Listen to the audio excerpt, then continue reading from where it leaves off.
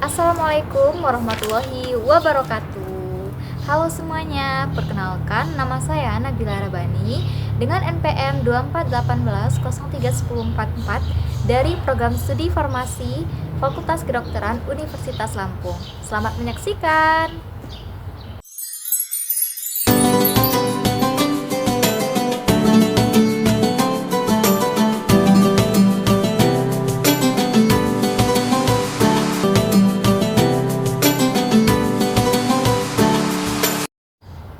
Baik, di sini saya akan menjelaskan tentang Islam dan Iptek.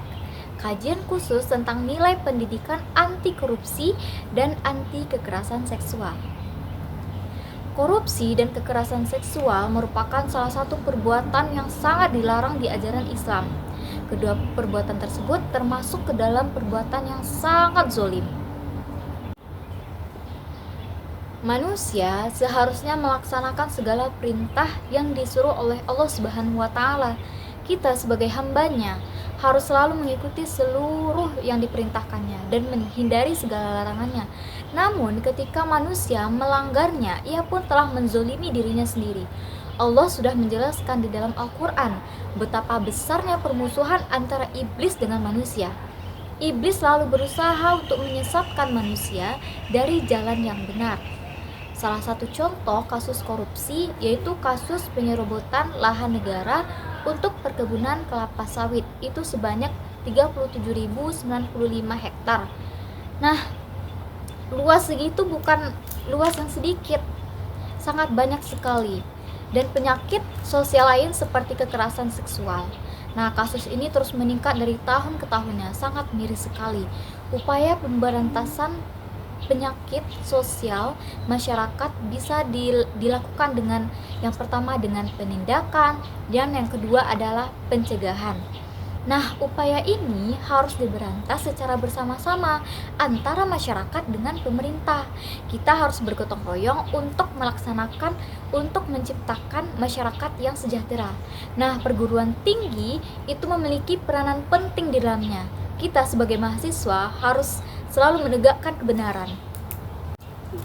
Karena para pemuda itu adalah tonggak estafet untuk berdirinya suatu negara yang kokoh, yang adil, yang sejahtera, dan yang makmur. Kita masuk yang pertama, yaitu pendidikan anti korupsi. Pendidikan anti korupsi memiliki fungsi ada 3. Yang pertama, fungsi kognitif. Fungsi ini yaitu untuk menambah wawasan kita tentang bagaimana apa itu korupsi dan apa dampaknya. Dan yang kedua itu ada fungsi efektif. Nah, fungsi ini akan membentuk moral dan karakter anti korupsi. Dan yang ketiga itu ada fungsi psikomotor. Nah, fungsi ini akan memberikan kesadaran moral untuk melawan berbagai bentuk praktek korupsi yang ada di lingkungan sekitar kita. Kita masuk yang kedua, yaitu pendidikan anti kekerasan seksual. Sangat miris sekali bahwa kasus kekerasan seksual di Indonesia itu dari tahun ke tahun terus meningkat.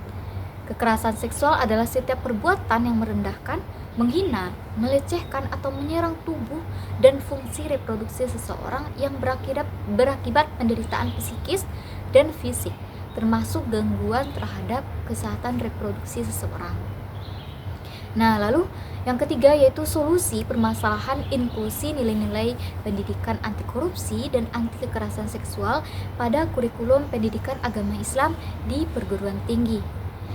Nah, untuk memudahkan kita dalam merencanakan program anti korupsi, kita perlu memahami dulu apa saja yang termasuk kepada tindakan anti korupsi. Menurut Undang-Undang 31 tahun 1999 dan Undang-Undang Nomor 20 tahun 2001 itu menjelaskan bahwa tindak pidana korupsi adalah tindakan yang mengakibatkan kerugian keuangan kepada negara, suap menyuap, penggelapan dalam jabatan, pemerasan dan tindakan lain yang mendukung tindakan atau perilaku korupsi. Nah, sikap mental atau faktor-faktor kultural tindak korupsi yang disebabkan sejumlah faktor yang melatar belakangi perilaku korupsi seperti kebiasaan, sikap mental, dan faktor-faktor kultural lainnya. Saya Nabila Rabani, terima kasih telah menyaksikan videonya. Semoga bermanfaat. Assalamualaikum warahmatullahi wabarakatuh.